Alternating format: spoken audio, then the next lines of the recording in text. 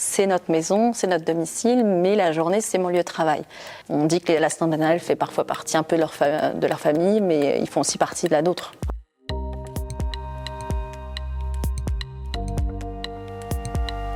Je suis assistante maternelle depuis 5 ans et demi. J'accueille 6 enfants et 4 en simultané. Et donc, en premier lieu, c'est un mode de garde, mais pour moi, c'est un vrai métier. C'est pas juste mettre des enfants dans une pièce et passer la journée à attendre. Même si les enfants adorent nous appeler le nous, on est d'accord, c'est super mignon, mais c'est un vrai métier, c'est assistante maternelle. Qui, moi, au départ, quand j'ai lancé ce projet avec ma famille, déjà, c'était qu'ils soient tous d'accord. Et vraiment de leur dire, mon travail va venir à la maison. Donc, quand j'ai eu mon premier entretien avec la puéricultrice, ça m'a vraiment insisté sur le choix familial, que toute la famille soit d'accord, parce que vraiment, ça allait être quelque chose de prenant. Et c'est vrai que moi, j'avais que l'expérience d'aller travailler, je sortais, je rentrais, parfois tard, mais j'avais mon travail à l'extérieur. Et vraiment, elle a insisté là-dessus, parlez bien avec votre famille, il faut que ce soit un choix. Et d'ailleurs, elle demande à rencontrer le mari, les enfants, que tout le monde soit vraiment d'accord. Et en même temps, au départ, je leur dis, vous êtes d'accord, mais est-ce qu'on se rend bien compte dans quoi on se lance ?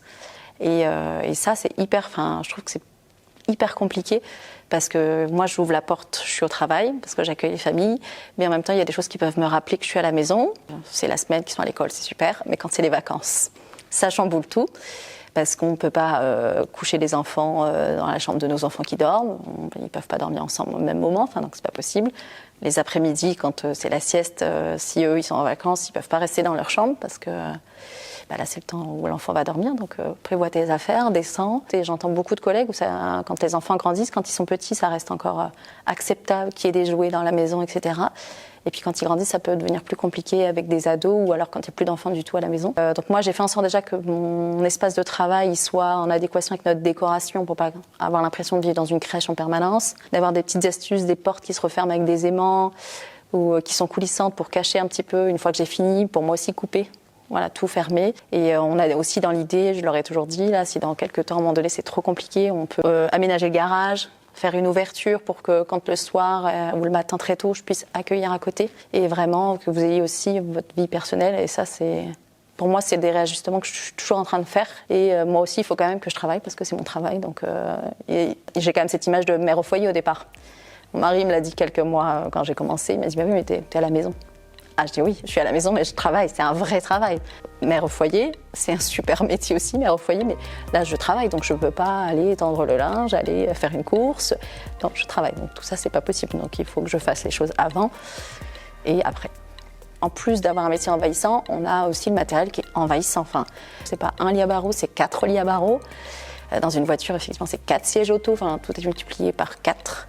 Et c'est vrai que ça, c'est tout le temps discuter avec mon mari, discuter avec les enfants, est-ce que ça c'est OK ? Et en même temps, un jour, je crois leur avoir dit, si vous voulez, je retourne à la crèche. Et ils ont tout de suite dit non. C'est quand même un confort de vie où ils rentrent, où la maison, elle est quand même propre, rangée. Mais c'est pas une vraie pause où je peux pas partir de la maison, je peux pas aller recevoir une amie, je peux pas recevoir ma mère, c'est pas possible, je suis au travail.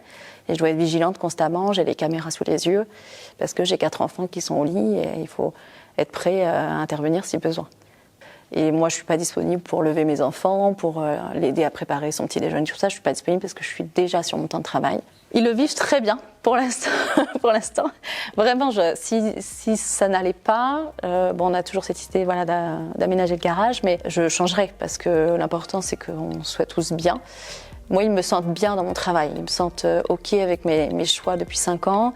Les enfants les adorent, les familles les adorent aussi. Enfin, j'ai un ado, j'ai un enfant plus jeune.